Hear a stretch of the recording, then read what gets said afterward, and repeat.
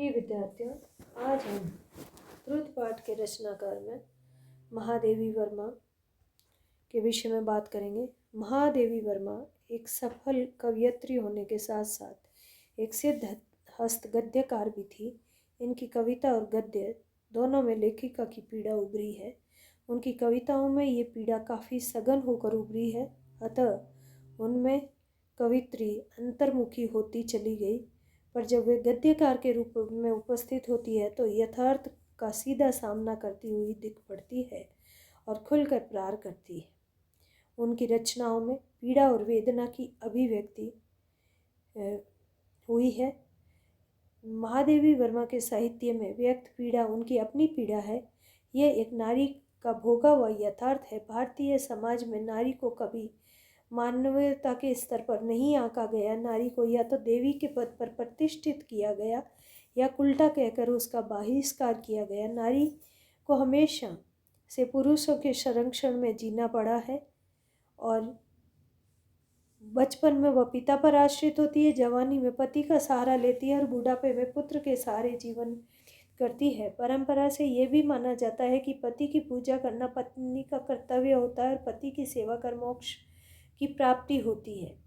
परिवार में भी पुत्र पुत्री के जन्म के अवसर पर सीधा सा इस प्रकार का अंतर है वो दिखाई देता है।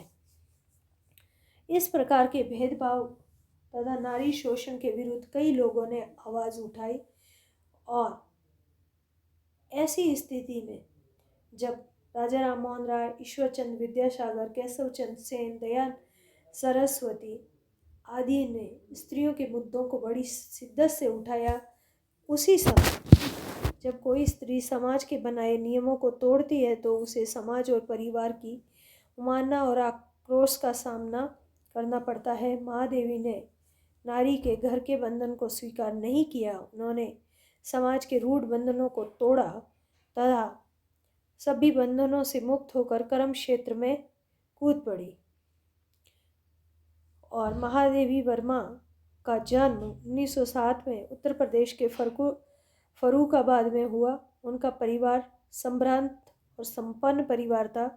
अपने बचपन को याद करती हुए वे लिखती हैं, एक व्यापक विकृति के समय निर्जीव संस्कारों के बोझ से जड़ीभूत वर्ग में मुझे जन्म मिला, परंतु एक और साधना भूत आस्तिक और भावुक माता और दूसरी ओर सब प्रकार से सांप्रदायिकता से दूर कर्मनिष्ठ और दार्शनिक पिता ने अपने अपने संस्कार देकर मेरे जीवन को जैसा रूप दिया, उससे भावुकता बुद्धि के कठोर धरातल पर, साधना एक व्यापक दार्शनिकता पर और आस्तिकता एक सक्रिय पर, किसी वर्ग या संप्रदाय में न बंधने वाली चेतना पर स्थित हो सकती थी। महादेवी की प्रारंभिक शिक्षा इंदौर में हुई, फिर प्रयाग विश्वविद्यालय से इन्हें बीए और बाद में संस्कृत में एमए किया और उसी समय से प्रयाग महिला विद्यापीठ की प्रधानाचार्य नियुक्त की गई। महादेवी का विवाह वयस्कता से पूर्व अल्प अवस्था में कर दिया गया था। उन्होंने गृहस्थी को स्वीकार नहीं किया और न अपने को उन्होंने सीमित परिवार की परिधि में बांधा, पर इसका मतलब ये नहीं कि उनका परिवार था ही नहीं। उनका परिवार बड़ा विशाल था। उसमें केवल स्त्री पुरुष ही नहीं, फूल वृक्ष चिड़िया भी आती है। उनकी सहानुभूति विश्वव्यापी है। विश्व के किसी भी कोने में किसी भी पीड़ा की कहानी सुनकर उनका मन उसकी पीड़ा में डूब जाता है। अपने द्वारा वे किसी को पीड़ा नहीं पहुंचाना चाहती थी, इसीलिए वह कभी भी आदमी से खींचे जाने वाले रिक्शे पर नहीं बैठती थी। महादेवी जी राष्ट्र सेविका भी थी। जब कभी देश में कोई आंदोलन छिड़ा या देशवासियों पर कोई विपत्ति आ पड़ी तो उन्होंने केवल अपनी लेखनी के माध्यम से ही शाब्दिक सहानुभूति नहीं प्रकट की, बल्कि उनमें अपना सक्रिय सहयोग भी दिया। 1942 के आंदोलन के दौरान ब्रिटिश साम्राज्यवादी शक्ति ने उन्हें अपने जुल्म से कई लोगों को मार डाला और कई परिवार बेघर और बेसहारा हो गए। ऐसी अवस्था में उन्होंने बेसहारों को भोजन और कपड़ा पहुंचाया और जल्दी हुई दोपहरी में गांव की धूल छानी। जब बंगाल में अकाल पड़ा तो उन्होंने अकाल पीड़ितों के लिए कपड़े, भोजन और दवाइयाँ इंतजाम किया। उन्होंने बंग दर्शन नामक पुस्तक का संपादन किया और इसका पूरा पैसा अकाल पीड़ितों की सहायता कोष में दिया। हिंदी के साहित्यकारों की दशा सुधारने के लिए उन्होंने अन्य साहित्यकारों के साथ मिलकर साहित्यकार संसद नामक संस्था की स्थापना की।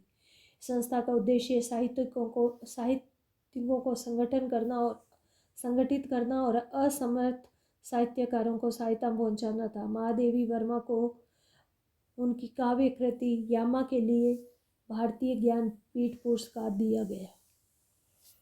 महादेवी वर्मा का साहित्य परिचय। महादेवी वर्मा छायावादी कवियों में प्रमुख स्थान रखती हैं। महादेवी वर्मा ने अपने काव्य जीवन का प्रारंभ ब्रज भाषा में समस्या पूर्ति के साथ किया, फिर खड़ी बोली में रोला और हरी गीति का छंद से कविता लिखना शुरू की। उसी समय माँ से सुनी एक करुण कथा को आधार बनाकर एक खंड काव्य लिख डाला। विद्यार्थी जीवन में वे प्रायः राष्ट्रीय और सामाजिक जागृति की कविताएं लिखती रही, जो लेखिका के कथनानुसार विद्यालय के वातावरण में खो जाने के लिए लिखी गई थी, और उनकी समाप्ति के साथ मेरी कविता का शैशव भी समाप्त हो गया। मैट्रिक की परीक्षा उत्तीर्ण करने से पहले वे रहस्य अनुभूति से युक्त कविताएं लिखने लगी थी। उनके प्रथम काव्य संग्रह निहार की अधिकांश कविताएं उसी समय की है। उनके 5 काव्य संग्रह हैं: निहार 1930, रश्मि 1932, नीरजा 1935, सांध्य गीत 1936 और दीप शिखा। यामा में उनके प्रथम काव्य संग्रहों की कविता का एक साथ संकलन हुआ है।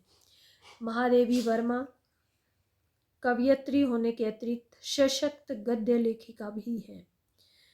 अतीत के चलचित्र 1941, स्मृति की रेखाएं 1943, श्रृंखला की कड़ियाँ, पथ के साथी इनके प्रमुख गद्य संकलन है। इसके अतिरिक्त कविता संग्रहों की भूमिका में उनकी आलोचनात्मक प्रतिभा का भी पूर्ण प्रस्फुटन हुआ है। आज़ादी का शंख फूंकने में चांद पत्रिका का अभूतपूर्व योगदान रहा है। चांद के फांसी अंक ने तो काफ़ी ख्याति प्राप्त की थी। इस पत्र के एक तरफ देश को आज़ादी की करवट लेने के लिए सचेत किया, वहाँ दूसरी ओर सामाजिक क्रांति का शंखनाद भी किया। महादेवी वर्मा ने भी इस पत्र का संपादन किया और संपादक के रूप में लिखे उनके लेख श्रृंखला की कड़ियों में संकलित है। महादेवी वर्मा ने रेखाचित्र, संस्मरण, निबंध, आलोचना लिखे हैं और महादेवी की इन रचनाओं में चित्रात्मकता, कथात्मकता, काव्य प्रवाह आदि दिखाई देते हैं। इनकी जो निबंध, आलोचनाएं आदि प्रमुख रचनाएं हैं, जिनमें जीवन का यथार्थ चित्रांकन हुआ है। महादेवी वर्मा के गद्य साहित्य, खासकर रेखा चित्रों और संस्मरणों में एक प्रकार का चित्रांकन देखने को मिलता है। सूक्ष्म पर्यवेक्षण और कलापूर्ण रेखांकन इन कृतियों की विशेषता है। सुभद्रा कुमारी चौहान हो या जयशंकर प्रसाद रामा हो या मुन्ना की माई, सबका सूक्ष्म पर्यवेक्षण और कलापूर्ण रेखांकन लेखिका के काव्य में मिलता है। इन महादेवी वर्मा के गद्य साहित्य में यथार्थ की कठोर जमीन दिखाई पड़ती है और भाषा में यथार्थ की कठोरता है। वहीं पर उनके काव्य में है वो भाषा बहुत ही कोमल है और उनकी कोमल भाषा शैली उनमें दृष्टिगोचर होती है। महादेवी वर्मा की रचनाओं में जनसाधारण, स्त्रियां, वंचित समाज का सबसे जो शोषित वर्ग है, सामाजिक रूढ़ियां हैं, समाज का जो कटु पक्ष है, समाज की जो रूढ़ और जर्जर मान्यताएं हैं आदि सब का चित्रण उन्होंने अपने गद्य साहित्य में किया है और उनका गद्य साहित्य में भी एक लय और ताल दिखाई पड़ता है। इस प्रकार महादेवी वर्मा जहाँ एक महान कवयित्री है, उसके साथ ही साथ वह एक बहुत बड़ी गद्य लेखिका, निबंधकार और रेखा चित्रकार और संस्मरण निबंधों की लेखिका भी है। धन्यवाद।